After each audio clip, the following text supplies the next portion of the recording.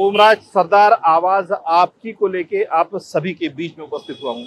दोस्तों, इस वक्त हम लोग VNIT Visvesvaraya national institute of technology Nagpur के सामने खड़े हैं। विषय कुछ आज का इस तरह से है कि कुछ सिक्योरिटी गार्ड पिछले कई दिनों से यहाँ पर काम कर रहे थे। उन सिक्योरिटी गार्ड की सैलरी का एक बहुत बड़ा मुद्दा यहाँ पर खड़ा हुआ है। विषय पगार को लेकर एक बहुत बड़ा मुद्दा खड़ा हुआ है। जिस सिक्योरिटी एजेंसी को इनका सारा कॉन्ट्रैक्ट दिया गया था, उस सिक्योरिटी एजेंसी वाले ने इन सारे लोगों के अकाउंट खोल के सारे अकाउंट के डिटेल्स अपने पास ही रखे। ATM से लेके सारी चीजें, जितनी भी सैलरी इनके अकाउंट में अपडेट हुआ करती थी, वो सैलरी वो खुद विड्रॉल करता था और इन्हें कैश देता था। ना तो आज तक इन्हें इनका ATM मिला है और ना ही इनका पूरा सैलरी इन्हें मिला है। इसके बावजूद इन सारे लोगों को 20-22 लोगों को तकरीबन अचानक नौकरी से निकाल दिया गया। वो सिक्योरिटी सर्विसेज का जो पर्सन था पांडे, वो जब उसके घर में किसी भी प्रोग्राम में जरूरत पड़ती थी तो ये सारे सिक्योरिटी गार्ड्स का वहां पर इस्तेमाल करता था। ना तो इनको किसी तरह से कोई ओवर टाइम दिया करता था और ना ही कुछ। यहाँ पर भी तकरीबन 28-30 दिन ड्यूटी करने के बाद भी 30 और 22 दिन का ही सैलरी इन्हें दिया जाता था। इन सारे विषयों को लेकर आज का हम लोग आवाज आपकी के विषय को यहाँ पर लेके आए हैं। तो यहाँ पर कुछ सिक्योरिटी गार्ड्स, जिस दिन हमें इस बात का पता चला उस दिन तकरीबन 20-25 सिक्योरिटी गार्ड इस सारी चीजों का विरोध करने के लिए तैयार थे। लेकिन कुछ मांजरा ऐसा हुआ कि अचानक में वो सारे बचे हुए सिक्योरिटी गार्ड लापता हो गए। ना तो उनके फोन लग रहे, ना वो बात करने के लिए तैयार है। कहाँ क्या हुआ, कहाँ पर दाल में कुछ काला हुआ, वो तो हम लोग बोल नहीं सकते। लेकिन कुछ इस विषय को लेकर बात करना चाहते हैं, उन्हीं से जानते हैं। क्या नाम है आपका? मैं योगेश भागवतकर। क्या करते हो आप? मैं सिक्योरिटी गार्ड में हूँ VNIT में। कितने साल से यहाँ पर काम मैं कर रहे हो? 4 साल से काम कर रहा हूँ। 4 साल से काम। क्या हुआ पूरा आपके साथ में, क्या हुआ? जब हमारी भर्ती हुई थी तब हमको 15,000 रुपये सैलरी देंगे कट कुट करके, और बाद में 26 दिन ड्यूटी भी देंगे ऐसे बोला था। लेकिन जैसे 1-2 महीने हो गए तो उन्होंने पूरे 30-31 दिन ड्यूटी करवा रहे थे हमसे। उसके बाद तो वीकली आपको मिला ही नहीं? नहीं, वीकली नहीं मिला, उल्टा हमको ओवर टाइम जो रहता है वो 3 से 4 दिन और बढ़ा के दिए। ऐसे 35-40 दिन ड्यूटी करवाते थे और सिर्फ 15,000 की जगह भी उन्होंने कम कर दिए। किसी को 11, किसी को 12, किसी को 13,000 देने चालू कर दिया। फिर हमने इस पर पूछा उनको कि हमको तो 15,000 बताए थे और अभी हमको इतना ही मिल रहा है। तो बोले बाकी सिक्योरिटी देखो, बोले नागपुर में घूम के आओ, बोले वहाँ 12 घंटे का पॉइंट है और आपको वहाँ ज़्यादा से ज़्यादा 10, 11, 8,000 ऐसे मिलते हैं, बोले उससे हम ज़्यादा दे रहे। फिर बाद में हमें ऐसा मालूम पड़ा कि हमारे अकाउंट में जो सैलरी आती है कॉलेज की तरफ से वो 22,690 है और हमको दिया जा रहा है सिर्फ 10,000, 11,000, 12,000। तो हमने फिर अभी उनको विरोध किया कि सर अभी तो हमको अकाउंट में इतनी सैलरी आ रही है, हमारे ATM पासबुक ये भी आपके पास ही है, तो ये तो हमारे साथ बहुत गलत हो रहा है। तो इन पर उन्होंने बोला है कि अगर आप इसके बाद ऐसे हमको पूछेंगे तो जैसे बाकी लोगों को हम निकालते हैं वैसे आपको भी निकाल देंगे। अच्छा। फिर अभी मतलब सीधा तानाशाही यहाँ पर चल रही है। हाँ बोल सर, सकते हैं। बिल्कुल सर। और अभी जो नए डायरेक्टर आए हैं प्रेम पटेल साहब, तो हमने उनको बोला है 25-30 गार्ड जाके, तो वो उन्होंने हमको यानी आश्वासन दिया कि हम इस चर्चे में बात करेंगे, सिक्योरिटी के जो ओनर है उनसे बात करेंगे। कौन है सिक्योरिटी को ओनर? विनोद गुप्ता सर। विनोद गुप्ता जी? हाँ, जो अच्छा। मेन हेड ऑफिस दिल्ली में है उनका। अच्छा। और यहाँ पर एक्सटेंशन किसको मिला? यहाँ पर दूसरा जो कॉन्ट्रैक्ट है वो किसको मिला है? वो आशीष पांडे सर है। आशीष पांडे जी को। वर्धा रोड साई मंदिर के पास उनका बिल्डिंग है। अच्छा। तो वही वो। तो आपको सैलरी पांडे जी देते हैं, गुप्ता जी देते हैं? एक्चुअली हमारी सैलरी आती है अकाउंट में, लेकिन हमारे अकाउंट जो खोले गए थे वो आशीष पांडे सर उनके ऑफिस में सीधे बैंक वाले आए थे। उन्होंने हमारा फॉर्म भर के लिया। कौन से बैंक में? HDFC बैंक का। HDFC bank. और उसके बाद पूरा हमारे ATM, पासबुक, चेकबुक सब कुछ उनके हाथ में चला गया, हमारे हाथ में नहीं आया। आपने आपके घर का एड्रेस नहीं दिया था? हमने जो आधार कार्ड दिया था उसमें हमारा घर का एड्रेस था, लेकिन हमारे घर आया ही नहीं। आपके घर पे आया नहीं? नहीं आया, सीधा उनके हाथ में चला गया ये सब। ये आप कैसे कह सकते हो उनके हाथ में गया करके? क्योंकि हमको जो मैसेज, हम जब पेमेंट निकालने जाते थे तो उनके पास सब ATM हमको दिखते थे। एक गार्ड को 10-10, 12-12 ATM देते थे। वो ATM में जाते थे, वहाँ से पूरा पैसा निकालते थे। पूरा पैसा उनके ऑफिस में जमा होता था और फिर वो बाय हैंड जिनके 30-40 ड्यूटियाँ होती थी उनको वो 10,000, 12,000, 13,000 ऐसे बाय हैंड देते थे। लेकिन एटीएम में जो पिन होता है वो तो पिन हम लोग खुद डालते हैं ना, नहीं। उसका तो एक ओटीपी नंबर आता है ना, वो हमारे अपने मोबाइल पे आता है ना, तो फिर आप ये कैसा कह सकते हो? सर वो जो पिन नंबर था हाँ। वो सब उनके पास ही था, और उन्होंने शायद उनका नंबर और हमारा नंबर से दोनों नंबर उसमें दिए हैं शायद अकाउंट खोलते समय। अच्छा, तो हो सकता है जो मैसेज हमको आ रहा है वही मैसेज उनको भी आ रहा है। तो जब आपके अकाउंट में सैलरी जमा होती थी हाँ तो आपको उस सैलरी का कुछ तो एक नोटिफिकेशन आता होगा ना? हाँ बिल्कुल सर, हमको जो HDFC से विड्रॉल होता था हाँ। तो उसका मैसेज आता था। नहीं, ये तो विड्रॉल का मैसेज हो गया हाँ। ना, विड्रॉल का मैसेज हो गया। हाँ। लेकिन जब अपडेट होता था अमाउंट, नहीं तो सर, बैंक वो अपडेट का आपको मैसेज नहीं डालती थी? जैसी सैलरी अकाउंट में जमा हो रही है हाँ, वो मैसेज नहीं आता था। वो नहीं आता था। हाँ, अभी मैं 1 महीने पहले HDFC बैंक में गया था स्टेटमेंट निकालने के लिए कि सर हमारा ऐसा ऐसा प्रॉब्लम हुआ है, हमने पुलिस केस भी किया कौन है। से ब्रांच में गए थे? सदर के। हाँ। HDFC बैंक सदर ब्रांच में गए थे, उनको बोला हमने पुलिस केस भी की है और उनको हमें स्टेटमेंट देना है। तो उन्होंने स्टेटमेंट के लिए एक फॉर्म भरने के लिए बोला। हाँ। बोले 7 दिन में आपके घर में आ जाएगा। मैंने फॉर्म भर के दिया लेकिन वो आया नहीं अभी तक स्टेटमेंट।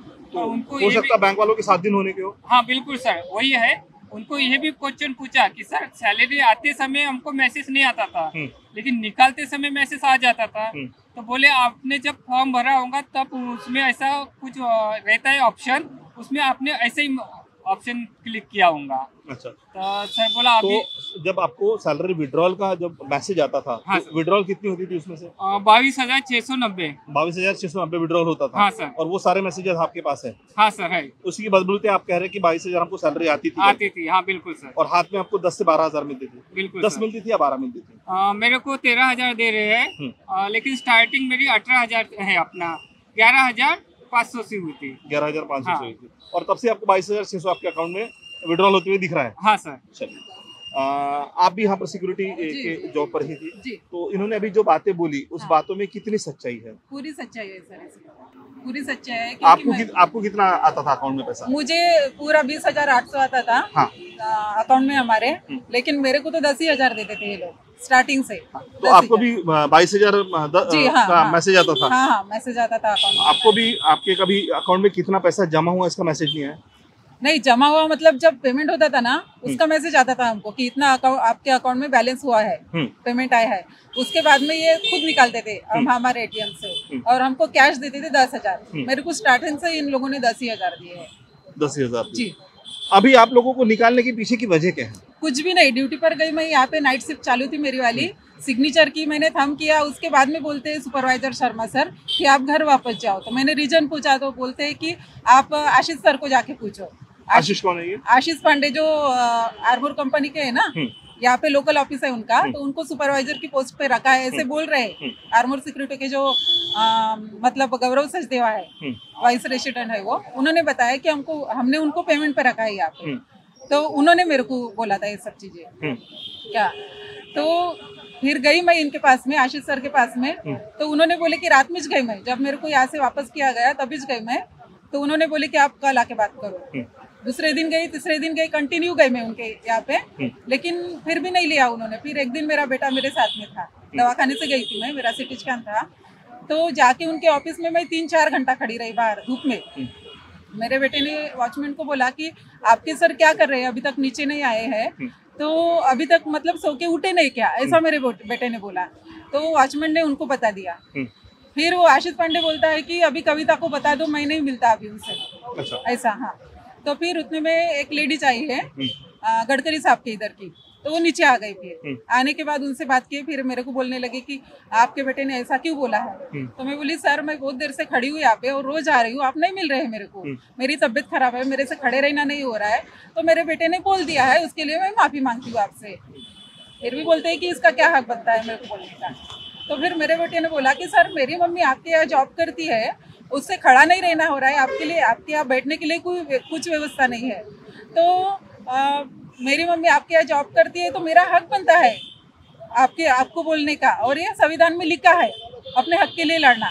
तो आशीष पांडे बोलता है कि तू क्या मेरे से लड़ने आया है क्या, चल गेट बंद करो। गार्ड को बोलता है गेट बंद करो, इसको दिखाता हूँ अपन कि कैसे संविधान, मैं नहीं मानता। बोली कौन सा संविधान है, क्या संविधान है, कौन से संविधान की बात कर रहे हैं आप, ऐसा बोला।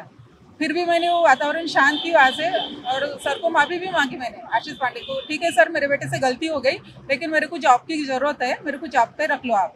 तो बोलता है कि ठीक है आप बाद में आओ, बाद में आओ करते करते उन्होंने लिस्ट नहीं। फिर ऐसे ही 6 महीने बीत गए। उसके बाद में हम 4 लोग थे तो हमने कंप्लीट किए हैं। कंप्लीट करने के बाद में कंप्लीट किया बजाज नगर पुलिस थाने में कंप्लीट किए थे। हाँ, तो फिर वहाँ पे पुलिस वालों ने बुलाए उनको, वहाँ पे राजपूत सर थे, तो उन्होंने बुलाने के बाद वो सब चीज़ों के लिए तैयार हो गए कि ड्यूटी देता हूँ और जिनका इतना पेमेंट है वो भी दे देता हूँ, ये सब चीज़ों के लिए तैयार हो गए। फिर उसके बाद उन्होंने ऑफिस में बुलाए। ऑफिस में बुलाने के बाद में वो बोल रहे हैं कि आप केस पीछे ले लो, वापस ले लो, फिर मैं आपको ड्यूटी दे देता हूँ। हमने सोचा कि ठीक है, हम भी थोड़ा सा भावना में ये हो गए कि हमको ड्यूटी अगर मिल रही है तो हम काय के लिए करेंगे। तो हम भी मतलब 10 बार फ़ोन कर करके उन्होंने बुलाए हमको कि चलो केस वापस ले लो और कर से ड्यूटी ज्वाइन कर लो। तो अपने गाड़ी में ले जाके केस वापस ले लिया। उसके बाद में ऐसा कुछ भी नहीं हुआ, ना ड्यूटी दी उन्होंने ना कुछ किया। फिर मैं 6 महीना मतलब ऐसे कंटिन्यू चलते गया कि ऑफिस में आओ मैं दे देता हूँ ड्यूटी, ऑफिस में आओ देता ड्यूटी, कल आओ परसों आओ, ऐसे करते करते अभी तक मुझे ड्यूटी नहीं दी। यहाँ तक कि मैं लेबर ऑफिस में भी केस की है, वहाँ पे भी ये आशीष पांडे एक भी डेट में हाजिर नहीं हुआ, सिर्फ एक डेट में हाजिर हुआ, वो भी मेरे बोलने से हाजिर हुआ है कि वहाँ पे जो 4 डेट हुई थी लेबर कमिश्नर में, तो वहाँ पे प्रशांत पजाई सर है, तो वो बोलते 4 बार जब डेट हुई तब मेरे केस में मतलब मेरे फेवर में बात कर रहे थे वो सर, पजाई सर। उसके बाद में मैंने एक बार बोली पजाई सर को कि सर ये लोग आ नहीं रहे तो आप एक बार इनको कॉल करो, विनोद गुप्ता सर है, इनको कॉल करो और बुलाओ। तो ये बोलते हैं कि सर मैडम मेरे बस में नहीं है, हम किसी से ऐसा फ़ोन पे बात नहीं करते हैं।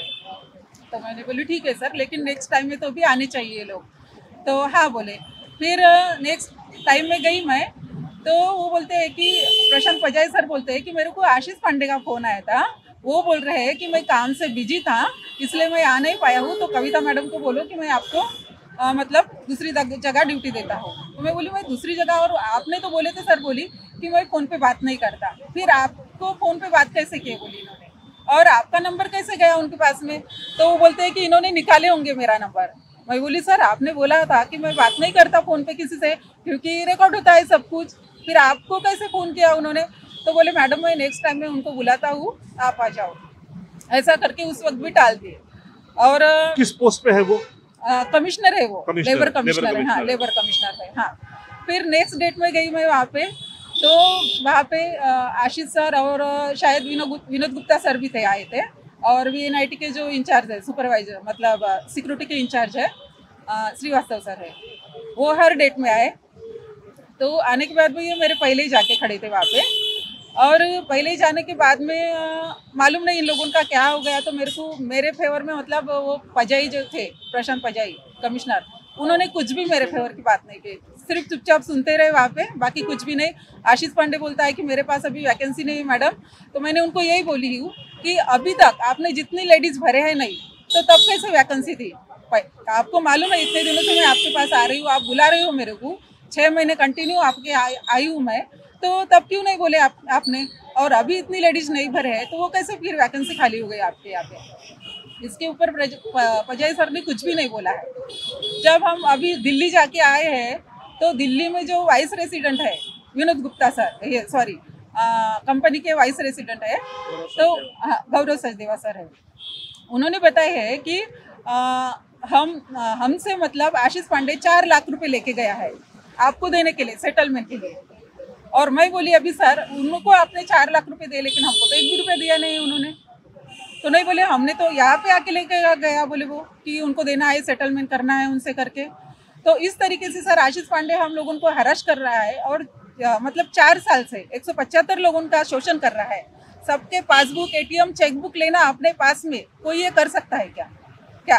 तो आशीष पांडे खुद अपने पास ATM रख के हमारा पेमेंट निकालता है, और किसी को 10,000, किसी को 11,000, किसी को 12,000, यही बस पेमेंट देता है।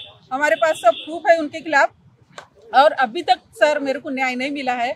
और अभी तक मेरा कोर्ट में जो भी केस है, अभी मेरे घर की कंडीशन इतनी बेकार है, मेरे बेटे को मारने की धमकी दी थी, पहली बात तो उसने, संविधान को मैं नहीं मानता बोले क्या, वो एक बात हो गई। अभी मेरे घर की कंडीशन इतनी खराब है, अगर मेरे से कुछ कम ज्यादा होता है, अगर मेरे को इतने दिन का वो मुआवजा और ड्यूटी नहीं देता है, अगर मुझे कुछ कम ज्यादा होता है, तो इसका जिम्मेदार आशीष पांडे, आर्मर सिक्योरिटी का विनोद गुप्ता, ये रहेंगे सर। जय हिंद। आप भी यहीं पर सिक्योरिटी के जॉब पर थे। जी सर। कुछ बातें, जैसा परसों हम लोग जब चर्चा किए थे तो वहाँ पर कुछ बातें ये भी सामने आई थी कि जब जब आपके जो पांडे जी थे उनके घर पे कोई प्रोग्राम होता है, शादी ब्याह का प्रोग्राम रहे, चाहे कुछ भी रहे, तो ये सारे सिक्योरिटी सर्विसेज का वो लोग अपने घर पे इस्तेमाल करते थे और उसका सैलरी नहीं मिलता था। क्या बात सच है? हाँ सर, ये बात सच है। अभी उनका 1 साल पहले शादी भी हुआ था, रिसेप्शन था। हाँ। 7 वचन लॉन में। तो उन्होंने पूरे सिक्योरिटी जितने भी गार्ड थे यहाँ पे सुबह मॉर्निंग शिफ्ट करने के बाद उन्होंने अपने यहाँ पे उन्होंने सबको खड़ा किया था। और लेडीज लोगों को, जो लेडीज गार्ड है उनको फूल फेंकने के लिए खड़ा किया था एंट्रेंस में। और बाकी सभी गार्डों को जो लाइन में लगे रहते मिलने के लिए, उनको सपोर्ट के लिए, बॉडी गार्ड के लिए उन्होंने अलग से लगाए थे। और जब इस चीज का अलग से पैसा मांगे सभी लोगों ने कि सर हमारी जो एक्स्ट्रा ड्यूटी बनती थी, तो उन्होंने बोले कि तुम लोग हमारे लिए इतना भी नहीं कर सकते हो, तो फिर तुम्हारा मतलब क्या है, तुम लोग निकल जाओ ड्यूटी से। तो अगर सर हम कोई भी छोटा सा भी काम, अगर उनके घर पे अभी गणपति का था स्टॉल, तो वहाँ पे भी हमारी ड्यूटी लगती है, उसके बाद भी उसका हमको एक्स्ट्रा पैसा नहीं देते। अगर हम उस चीज़ का पैसा मांगते हैं तो हमको बोलते हैं कि तुमको ड्यूटी से निकाल दिया जाए। अगर सर गरीब आदमी ड्यूटी के वजह से ड्यूटी कर रहा है कि अगर यहाँ नहीं करेंगे तो बाकी कहीं नहीं कर पाएंगे। और सर किसी को 10,000, किसी को 12,000, किसी को तो पैसा भी लेते हैं कि पहले पैसा दो ज्वाइनिंग का, हम तुमको ज्वाइन करते हैं तो 10,000 दो तो तुमको ड्यूटी मिलेगी। ये सब हमेशा सर हर महीने वही होता है। स्टार्टिंग के 2-3 महीने तो हमारा PF भी जमा नहीं हुआ। अभी भी रिकॉर्ड में है कि 2-3 महीने का हमको PF भी नहीं मिला है, क्योंकि वो तो गवर्नमेंट की तरफ से रहता है कि हमारा PF भी जमा नहीं हुआ है। पेमेंट भी कभी 10,000, अभी भी 27 तारीख हो गया है और किसी का पेमेंट नहीं हुआ है। यहाँ का रूल है कि पहले VNIT पेमेंट डालती है, वो दिल्ली जाता है, फिर दिल्ली से पेमेंट आता है आशीष पांडे को, और उसके बाद में वो पेमेंट वो सबसे निकलवाता है, उसके बाद जमा करता है और फिर एनवलप बना के सभी को अमाउंट देता है। मतलब हर बार आपको सैलरी एनवलप में मिली? जी, एनवलप में मिली सर। अकाउंट कभी अकाउंट सैलरी नहीं मिली सर, वो भी 15-20 तारीख के बाद। कभी ऐसा नहीं हुआ कि 10 तारीख के पहले हमारी सैलरी हमको मिली हो। 20 तारीख के बाद जो भी अमाउंट उनको देना है वो वही लोग डिसाइड करते हैं कि अमाउंट देना कितना है। क्योंकि वैसे तो हम 13,000 दे रहे तो हमारा 400-450 पेमेंट बनता है। अगर हमसे कोई गलती होती है, हम लेट आते हैं या फिर हमारे जो भी रूल में नहीं बैठता है, हम पे 500 रुपये का फाइन लगाया जाता है, जो कि हमारे पेमेंट से भी ज़्यादा है फाइन, जो कि यहाँ पे और उसका कोई रिकॉर्ड नहीं है। सिर्फ वो लोग बोलते हैं कि हाँ आज तुम्हारा ये गलती था, तुम्हारा 500 रुपये वो पेमेंट में कट जाए। एक गार्ड है उनका तो 5,000 का फाइन काटे सर, पेमेंट है 12,000 रुपये और 5,000 रुपये उन्होंने फाइन मार दिए क्योंकि उसके हाथ में मोबाइल था। तो ऐसा सब सर शोषण हो रहा है और ये सभी के साथ हो रहा है, बट सब लोग ड्यूटी की वजह से कोई बोल नहीं पाता है, कुछ नहीं। इस बार जो डायरेक्टर सर है उन्होंने हमको सपोर्ट किया, उन्होंने बोला कि तुम इस चीज़ के लिए आवाज़ उठाइए, तब जाके हम लोग आगे बढ़े। आपने डायरेक्टर सर को, यहाँ के जो डायरेक्टर है उनको कुछ लिखित तौर पर अर्जी दी है? हाँ सर, एप्लीकेशन वगैरह सभी दिए, वो भी अपने तरफ से कार्रवाई कर रहे हैं। उन्होंने भी बहुत सी चीजें हैं जो उनको अगर कार्रवाई हुई होती तो शायद आप लोगों को इस तरह का आंदोलन या फिर मीडिया को बुलाने की जरूरत नहीं पड़ी होती। हाँ सर, बट उन्होंने वही तो हम डायरेक्टर सर को सब लिखित में दिए हैं हम लोगों ने, बट उन लोगों के डायरेक्टर सर के तरफ से भी अभी तक के हमको कुछ ऐसा कुछ मिला नहीं कि तुम लोगों को ड्यूटी मिलेगी या कुछ, इसलिए हमको आज ये सब करना पड़ा। आप लोगों ने जो अभी कोर्ट में जाने का निर्णय लिया है, तो क्या लगता है कि कोर्ट में जाने के बाद ये सारी चीजों का कुछ अच्छा रिजल्ट आ सकता है? सर अभी रिजल्ट तो आना ही चाहिए, क्योंकि अगर ये सब करने से भी अगर कुछ नहीं होता है तो संविधान का कोई मतलब नहीं है। आज आशीष पांडे जो कर रहा है, कल वो कोई और करेगा, और फिर हो सकता है कि आगे चल के मेरा भी उतना पावर हो जाए तो मैं भी वही करूँ जो आज आशीष पांडे कर रहा है, बाकी सब कर रहा है। मैं भी गरीब लोगों का पैसा खाऊंगा और आगे बढ़ जाऊंगा, और बाकी कोई कुछ नहीं कर पाएगा। उस दिन जिस तरह से हम लोगों की चर्चा हुई थी, तो कुछ लोग, आप लोग जैसे गडकरी साहब से मिलने के लिए गए थे, तो वहां पर भी कुछ चर्चा हुई? हाँ सर, सब लोगों ने किए थे कि हम नितिन गडकरी जी के यहाँ पे गए थे कि उनसे मिलके ये सब जो भी है बात उनको बताया जाए। तो सर उनके यहाँ गए थे तो उन्होंने डायरेक्ट मतलब मिले, उन्होंने सिर्फ 5 मिनट से के लिए हमसे बात हुई और उन्होंने डायरेक्ट बोल दिया कि मैं इसके लिए कुछ नहीं कर सकता, वो हमारे संघ के आदमी है, हम उनको कुछ नहीं बोल सकते। आप कहीं तो भी उनके पार्टी के, इसलिए गडकरी साहब भी एक्शन नहीं ले रहे हैं। जी सर, वो भारतीय जनता पार्टी के कार्यकर्ता है जो आशीष पांडे, नरेंद्र पांडे, इसलिए उसके ऊपर कार्रवाई दी। जी सर, उन्होंने बोला था कि लिखित में दे दीजिए, हम देखते हैं कुछ करते हैं। तो स्थिति कुछ ऐसी है कि ये लोग जाए तो कहाँ जाए। बात अगर हम लोग यहाँ के सांसद की करते हैं, नितिन गडकरी साहब की, तो गडकरी साहब तक ये लोग जाके आए, लेकिन गडकरी साहब का भी कहना ये है कि हमारे पार्टी के होने की वजह से हम लोग एक्शन नहीं ले सकते। क्या वाकई में पार्टी इतनी ज्यादा महत्वपूर्ण है? जिन लोगों की बदौलत ये लोग जीत के आते हैं उन लोगों को तो स्किप किया जाता है, लेकिन पार्टी के कार्यकर्ताओं को ही फर्स्ट प्रायोरिटी दी जाती है। ये स्थिति ऐसी है। ये सारे लोग अपने विषय को लेके हाईकोर्ट तक पहुंचने की तैयारी में है। इनके लॉयर्स हमारे साथ में आकाश बुन भी है। हम आकाश बुन से जानना चाहेंगे कि इनका जो विषय है वाकई में एक महत्वपूर्ण विषय है। तो क्या लगता कोर्ट में ये सारी केसेस जाने के बाद, जिस तरह से अभी ये सारे बच्चे बता रहे हैं, ये सारे लड़के बता रहे हैं कि कहीं तो भी एक तरफा कानून चल रहा है, मतलब हुकुमशाही चल रही है, और पिछले कई दिनों से हम लोग देख रहे हैं कि सरकार में जो लोग बैठे हैं वो भी उसी तरह से कर रहे हैं। तो आप जो इन केस को जो लेके आप हाईकोर्ट पे जाने वाले हैं, तो क्या लगता हुकुमशाही के ऊपर हाईकोर्ट कुछ काम कर पाएगी? ये एक्चुअली वीएनआईटी जो संस्था है ये भारत का बहुत बड़ा एक संस्थान है, शैक्षणिक संस्थान है, और इस संस्थान में करीबन 175 लोग सिक्योरिटी गार्ड के पद पे कार्यरत हैं। और हमारे साथ अभी जो लोग आप देख रहे हैं, ये जो यहाँ पे आप खड़े जो हैं, ये सारे लोग जो है ये ना सिर्फ निकाले गए हैं, लेकिन इनका काफ़ी बड़े प्रमाण पे आर्थिक शोषण जो है आशीष पांडे नामक जो आर्मर सिक्योरिटी एजेंसी का जो नुमाइंदा है उसके मार्फत हुआ है। और ये होने के बावजूद भी जो यहाँ के डायरेक्टर है वीएनआईटी के, उनकी जिम्मेवारी है कि अगर आपने एजेंसी को काम भी दिया है, फिर भी अगर एजेंसी के माध्यम से अगर कामगारों का अगर शोषण हो रहा है और अगर उन्होंने साल के 240 दिन अगर कंप्लीट किए हैं तो रिकॉग्नाइज्ड लेबर के श्रेणी में आते हैं। तो अगर इस तरीके का कोई भी शोषण, आर्थिक बोलिए या मानसिक शोषण बोलिए या शारीरिक शोषण अगर हो रहा है संस्था के अंदर, तो उनके द्वारा कार्रवाई करना अपेक्षित है। इन लोगों ने हमें बताया कि पिछले कई दिनों से डायरेक्टर जो है वीएनआईटी के, इनसे भी मिले, उन्होंने कुछ कार्रवाई की, लेकिन वो कार्रवाई करने के बाद भी किसी भी तरीके से आशीष पांडे जैसे जो कार्यकर्ता बतलाता है खुद को बीजेपी का और खुद को काफ़ी एक तरीके से बाहुबली बताता है, उन्होंने बिना किसी तरीके का भी नोटिस दिए या कोई भी सुनवाई की कार्रवाई ना करते हुए इन्होंने कम से कम 30 लोगों को जो है उन्होंने काम से निकाला।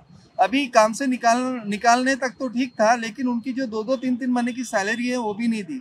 अब उनके ऊपर आरोप ये है कि ये जो इनको जो सैलरी मिलती है वो 23,000, 25,000, 28,000 इस तरह की सैलरी इन सारे एम्प्लॉयज़ को मिलती है, सिक्योरिटी गार्ड्स को मिलती है। लेकिन उस सैलरी का बहुत बड़ा हिस्सा जो आशीष पांडे है वो अपने पास रख लेते हैं। वो खुद ही इनके अकाउंट बनाते हैं, खुद ही जो है उनके पासबुक और जो पासबुक तैयार करते हैं, एटीएम कार्ड तैयार करते हैं, चेकबुक तैयार करते हैं और वो खुद ही के पास रखते हैं। और जो एड्रेस है जो एम्प्लॉयज़ का, वो भी कम्युनिकेशन का एड्रेस भी खुद के घर का एड्रेस देते हैं। तो ऐसा करके इन्होंने आज तक कई सालों में करोड़ों रुपए का जो है वो गोलमाल किया है, धोखाधड़ी की है, ना सिर्फ एम्प्लॉयज़ के साथ, लेकिन जो आर्मर सिक्योरिटी एजेंसी है उनके साथ भी उन्होंने धोखाधड़ी की है। उनके साथ ही नहीं तो वीएनआईटी के जो डायरेक्टर हैं और वीएनआईटी जो संस्था है उनके साथ भी धोखाधड़ी की है। तो कई दिनों से ये लोग आवाज़ उठा रहे हैं। ये लोग बीजेपी जैसी बड़े पार्टियों के नेताओं के पास भी गए, लेकिन उनसे भी इनकी सुनवाई नहीं हुई। वहाँ पे भी इन्होंने जो मुद्दे रखे उन मुद्दों के ऊपर ना सुनवाई हुई, ना कोई न्याय देने का काम किया गया। अभी सवाल ऐसा है कि लेबर कमिश्नर के पास इन्होंने कंप्लेंट दाखिल की है। ये लोग दिल्ली में भी गए थे, दिल्ली में जाने के बाद भी उन्होंने आश्वासित किया, लेकिन किसी भी तरीके का जो है इनको न्याय देने का काम जो है दिल्ली के लोगों ने भी नहीं किया और यहाँ के बीजेपी के लीडर्स ने भी नहीं किया। कांग्रेस के भी कुछ लीडर्स के पास ही गए थे, वो लोग भी बोल रहे हैं कि हम इस मामले को देख रहे हैं। और वीएनआईटी डायरेक्टर साहब जो है उन्होंने कुछ कार्रवाई करने का आश्वासन दिया है, लेकिन अभी तक इन लोगों को न्याय नहीं मिला। हमारी ये मांग है कि कम से कम इन लोगों को जो है नौकरियों पे लिया जाए। इनको जो पेमेंट मिलता है वो पेमेंट डायरेक्ट इनके अकाउंट में आए। इनके अकाउंट के संबंध में जो भी कागजात आशीष पांडे के पास है वो सारे कागजात तुरंत इनको हैंड ओवर किए जाए और आशीष पांडे जिसने ये बड़ी धोखाधड़ी की है उसके खिलाफ एक रिपोर्ट पेश कर एनआईटी के डायरेक्टर द्वारा और आर्मर कंपनी के आर्मर सिक्योरिटी एजेंसी के द्वारा एक रिपोर्ट तैयार कर पुलिस स्टेशन में दाखिल कर उसके खिलाफ गुना दाखिल होकर उसको तुरंत जो है उसकी गिरफ्तारी होनी चाहिए। हम लोग जो है आज यहाँ पे उसी के लिए इकट्ठा हुए हैं। ये हमारे जब समता सैनिक दल के ऑफिस में आए तो हमने इन्हें बताया कि हम जो भी अब बड़ी बड़ी जो राजनीतिक संस्था है जब वो कुछ इनका मदद नहीं कर पा रही हैं तो हम अभी इनके न्याय के वास्ते हम रास्ते पे उतरे हैं और हमारी ये कोशिश है कि जितना जल्दी हो सके इनको न्यायालय के माध्यम से या फिर आंदोलन के माध्यम से हम न्याय दिलाएं। लिखित तौर पर आपने इस बारे में क्या क्या प्रोसेस किया है, किसे आपने नोटिस जारी किया है और कब जारी किया है? हमने जो है अभी इसके पहले इन्होंने काफ़ी लिखित कंप्लेंट पुलिस स्टेशन में की, VNIT डायरेक्टर को भी इन्होंने कंप्लेंट की और उसके अलावा इन्होंने जो आर्मर सिक्योरिटी एजेंसी के जो डायरेक्टर है उनको भी कंप्लेंट की। उसके अलावा इन्होंने काफ़ी सारी कंप्लेंट लेबर कमिश्नर पे भी की, लेकिन किसी भी कंप्लेंट पे पहले तो सुनवाई होती है और बाद में अचानक से सारी सुनवाइयाँ बंद हो जाती है। इससे ये समझ में आ रहा है कि एक बहुत बड़ा रैकेट चल रहा है और उस रैकेट के अंतर्गत जो है इन लोगों का शोषण किया जा रहा है और ये रैकेट सिर्फ आशीष पांडे तक सीमित नहीं है, बीजेपी पदाधिकारी भी इसमें शामिल होने की काफ़ी संभावना है। और उसी तरीके से जो है बहुत दिनों से ये लोग हर जगह चक्कर मार रहे हैं, हर जगह घूम रहे हैं, लेकिन इनको न्याय देने का अभी तक किसी ने प्रयत्न भी नहीं किया और कोई सुनवाई भी नहीं हुई। अभी हम लोग ये करने वाले हैं कि उच्च न्यायालय में हम लोग ये जो जाति इनके साथ अन्याय हुआ है, उच्च न्यायालय जाने से पहले या कोर्ट में न्याय मांगने से पहले हम लोग जो VNIT के डायरेक्टर हैं, जो आर्मर सिक्योरिटी एजेंसी के डायरेक्टर हैं और पुलिस स्टेशन, इन तीनों को हम लीगल नोटिस देने वाले हैं और लीगल नोटिस देकर हम ये सारी चीज़ें उनको बताने वाले हैं। और अगर उन्होंने कार्रवाई नहीं की और आशीष पांडे के खिलाफ गुना दाखिल नहीं किया और इन सारे लोग जो सिक्योरिटी गार्ड्स हैं इनको वापस काम पे ना लेकर इनको जो कानूनी तौर पे जो इनको सैलरी देना बनता है अगर नहीं दिया तो हम फिर लोग हाईकोर्ट में जाएंगे और हाईकोर्ट में पिटीशन करके इनको न्याय दिलाने का प्रयत्न। तो अभी तक किसे नोटिस भेज दिया गया आपकी तरफ से? अभी हमारे तरफ से VNIT डायरेक्टर जो है उनको नोटिस दिया है हमने, उसके बाद आर्मर सिक्योरिटी एजेंसी जो है उनको नोटिस दिया है, आशीष पांडे को हमने नोटिस दिया है और उसकी कॉपी हमने मुख्यमंत्री, उप मुख्यमंत्री और पुलिस स्टेशन को भी दी है। जो यहाँ का जो बजाज नगर पुलिस स्टेशन है उनको हमने कॉपी दी है। बहुत शुक्रिया। हर शो के अंतिम पड़ाव में हम लोग कोशिश करते हैं संबंधित अधिकारियों से बातचीत करने की, तो यहाँ पर भी हम लोग कोशिश करेंगे आशीष पांडे जिन्होंने इस एजेंसी का कारभार संभाला है, कार्यकाल संभाला है, उनसे बातचीत करेंगे।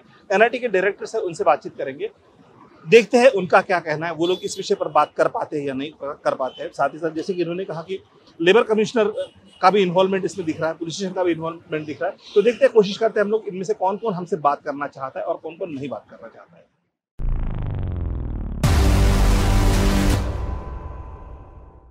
तो स्थिति कुछ ऐसी है, हमने यहाँ के सिक्योरिटी सर्विसेज के गुप्ता जी को फोन लगाने की काफी कोशिश की, हर बार रिंग गया, लेकिन उन्होंने फोन रिसीव करने की कहीं पर भी इच्छा नहीं जताई।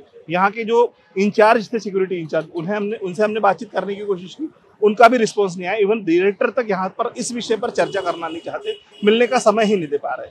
क्या वाकई में ये सारे सिक्योरिटी गार्ड्स जो कह रहे हैं, वाकई में उनकी बातें सच है? और अगर इनकी बातें सच नहीं है तो फिर ये सारे लोग बातचीत क्यों नहीं कर रहा है? बहुत बड़ा सवाल है। इसी सवाल के साथ दोस्तों रुकते हैं, यही मिलते हैं, जुड़े रहिए आवाज इंडिया के साथ और देखते रहिए आवाज इंडिया टीवी चैनल।